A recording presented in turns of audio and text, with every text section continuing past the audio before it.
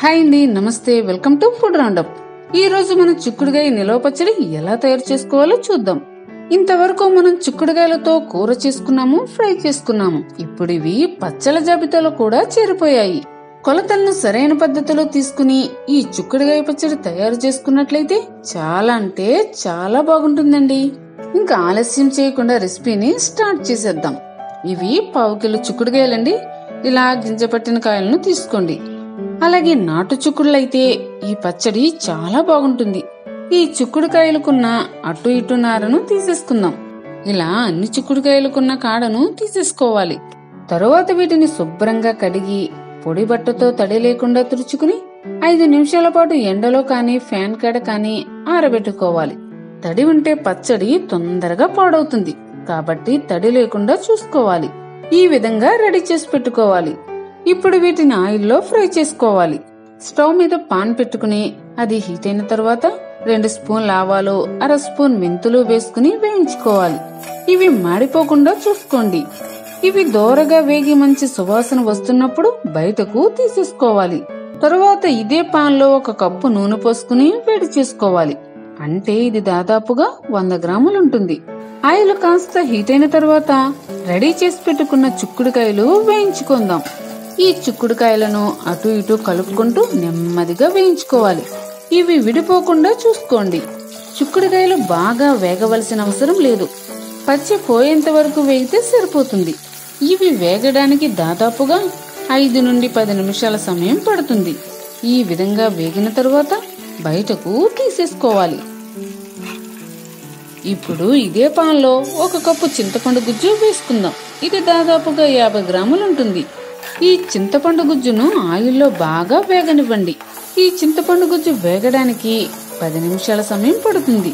ఈ గుజ్జంతా బాగా వేగిపోయి ఇలా దగ్గరకు అయ్యాక స్టవ్ ఆఫ్ చేసుకుంటే సరిపోతుంది. ఇది చల్లారేలోపు తాలింపు సిద్ధం చేసేసుకుందాం. స్టవ్ మీద పాన్ లో 1/2 కప్పు నూనె వేసుకోవాలి.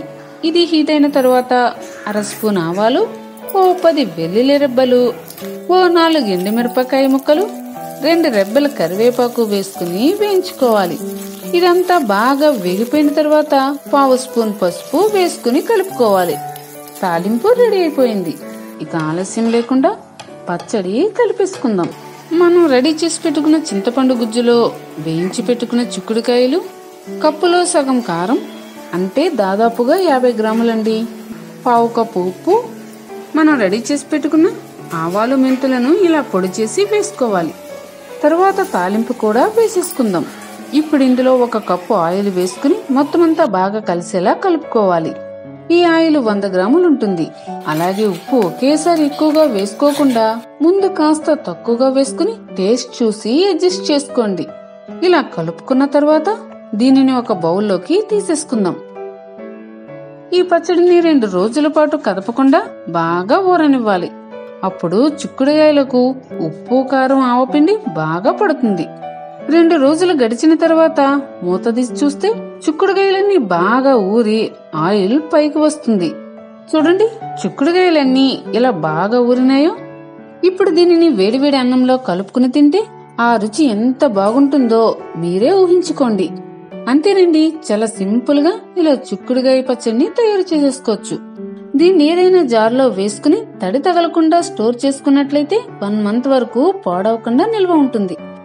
మనం ఎప్పుడు ఆవకాయ, మాగాయ, టమాటా లాంటి పచ్చళ్ళు తింటూ ఉంటాం కదండి. ఒక్కసారి డిఫరెంట్ గా ఉండే ఈ పచ్చడిని చేసుకుని టేస్ట్ చేసి మీకెలా అనిపించిందో మా కామెంట్స్ రూపంలో తెలియచేయండి. ఫ్రెండ్స్, ఈ వీడియో మీకు నచ్చినట్లయితే లైక్ చేయండి, షేర్ చేయండి. అలాగే మా ఛానల్ సబ్స్క్రైబ్ చేసుకుని మాకు సపోర్ట్ చేయండి.